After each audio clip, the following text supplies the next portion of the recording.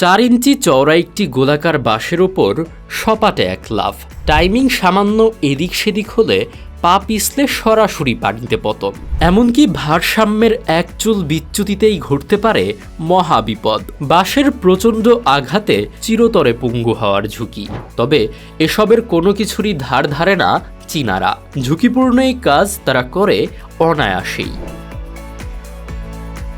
প্রায় 2000 বছর আগে যাতায়াতের প্রয়োজনে শুরু হওয়া এই পদ্ধতি এখন বিশ্বজুড়ে এক বিস্ময়। চীনের এই প্রাচীন কৌশলের নাম ব্যাম্বু ড্রিফটিং।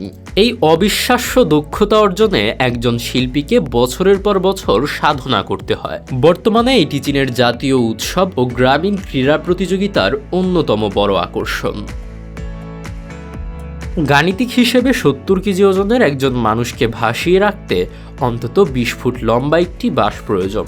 বাঁশের ভেতরের ফাঁপা অংশের বাতাস এটিকে পানিতে ডুবে যেতে দেয় না এবং প্রায় 120 কেজি পর্যন্ত ওজন সইতে পারে। তবে বাঁশটি গোল হওয়ায় পানির ওপর অনবরত ঘোরে, তাই পায়ের আঙুল দিয়ে শক্ত করে বাঁশটিকে কামড়ে ধরে ভারসাম্য রাখতে হয়। আধুনিক নৌযান থাকতেও চীনারা তাদের আদিম সাহস আর ঐতিহ্যকে উৎসবের মাধ্যমে আজও টিকিয়ে রেখেছে।